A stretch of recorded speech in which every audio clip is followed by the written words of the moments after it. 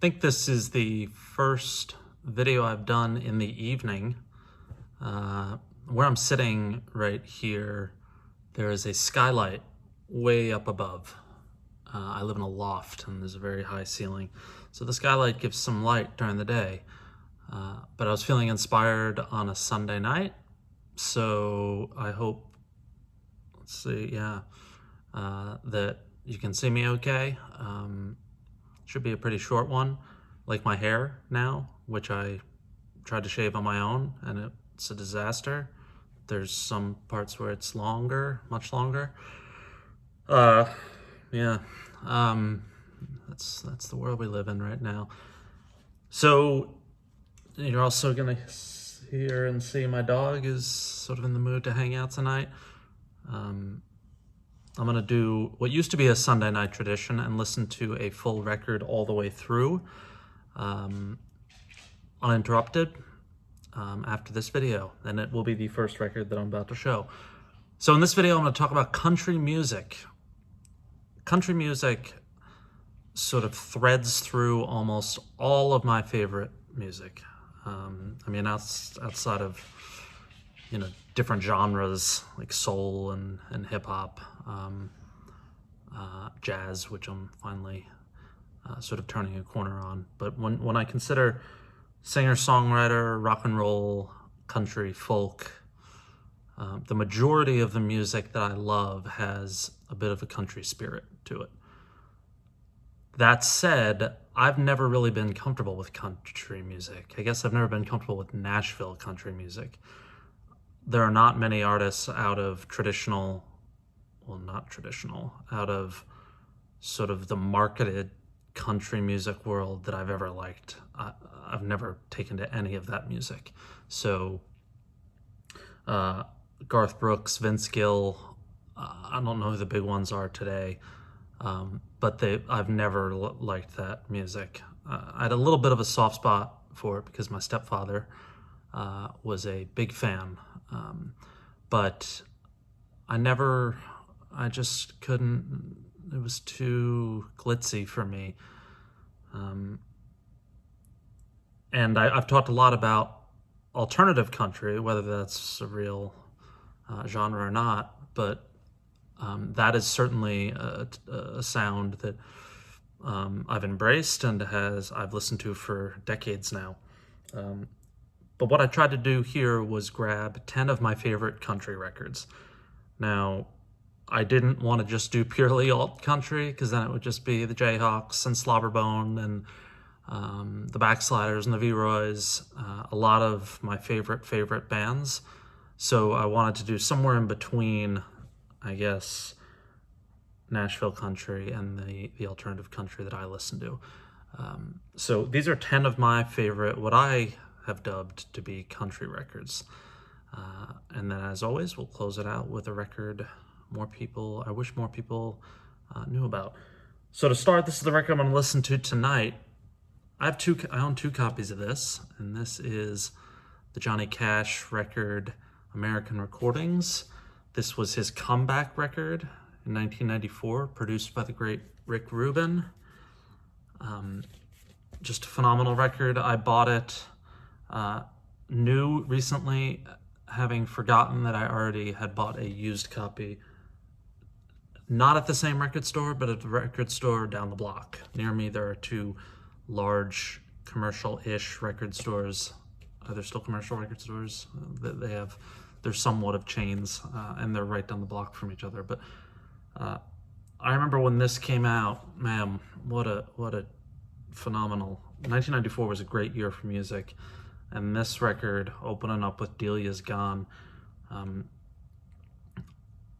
just a favorite. And I'm gonna listen to this tonight, and I'm really excited about it because I haven't listened to it in a while, probably a year or so. Some of these again are sort of folky, but Graham Parsons, Grievous Angel. I also have multiple copies of this. Maybe that's going to be a video, multiple copy video. Springsteen, I have almost 2 copies of everything, except for Working on a Dream and High Hopes, in which I have 0 copies of either. But this Graham Parsons record is just wow. Hearts on Fire, Brass Buttons, $1,000 Wedding, Love Hurts, In My Hour of Darkness.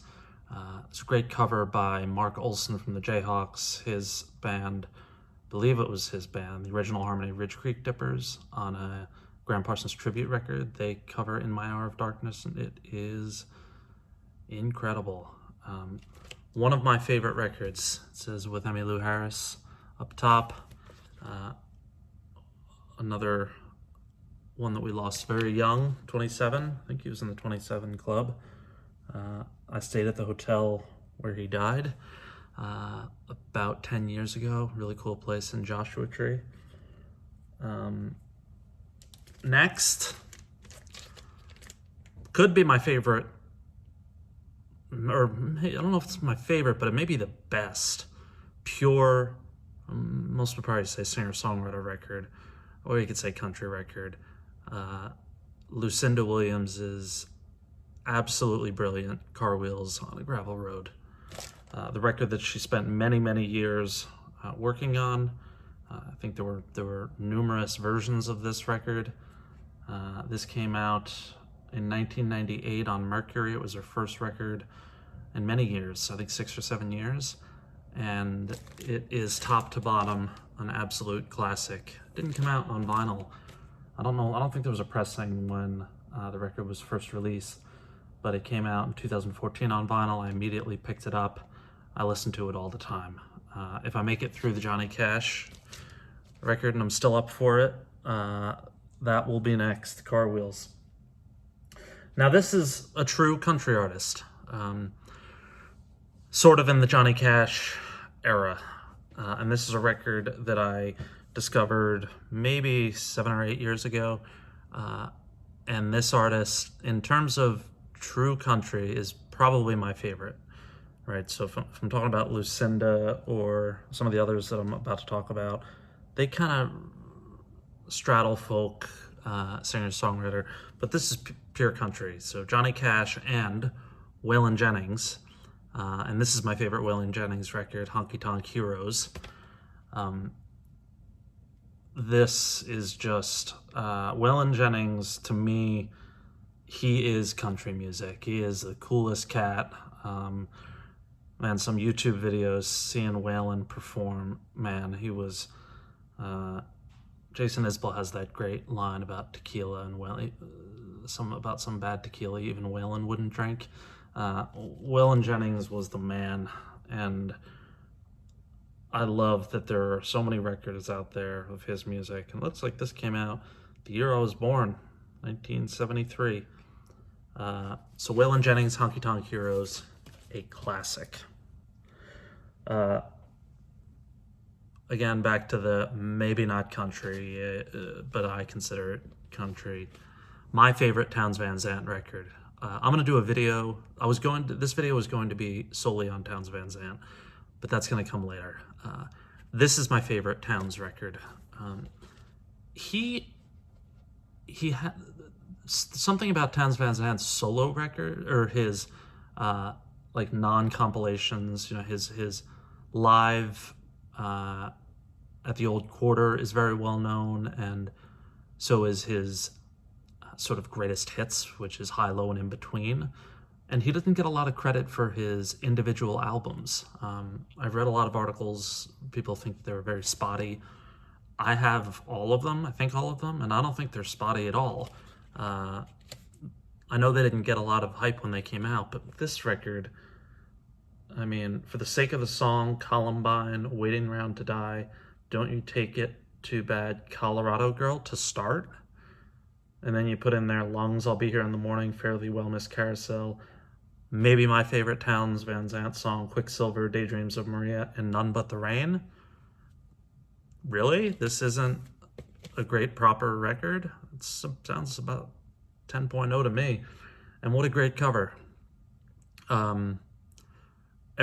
Most people who are watching this probably know the classic Steve Earle line where he said, I will stand in Bob Dylan's kitchen on his kitchen table in my cowboy boots and say that Townes Van Zandt is the greatest songwriter of all time.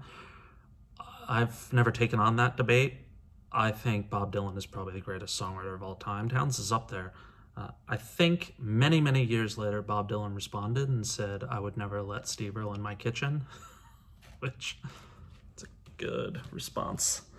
Towns. Here is one that people probably don't, a lot of people probably won't know, but this was right in the middle of the alt country scene, and it is the absolutely brilliant Blue Mountain record, Dog Days. Came out a couple years ago on vinyl. They were on Roadrunner, which I think is mostly like a metal label. So this was reissued in 2016. I think it originally came out in 95, if I'm right. Produced by Eric Roscoe Amble, who is a friend of mine. He used to own the Lakeside Lounge in New York City, which was my favorite bar when I lived in New York. And he was also in Steve Earle's band. Roscoe has an incredible career. He's produced so many great records. Blue Mountain, The Bottle Rockets, and many, many others. So that is Carrie Hudson, who's the lead singer and one of the fiercest guitar players I've ever seen. And that's Laurie Sturratt, who is John Sturratt, or it's Sturratt. John is her brother, and he is in Wilco and was in Uncle Tupelo. And I believe that gentleman's name is Frank Crouch. Let's see if we can get this right. Man, what incredible liner notes in here, too.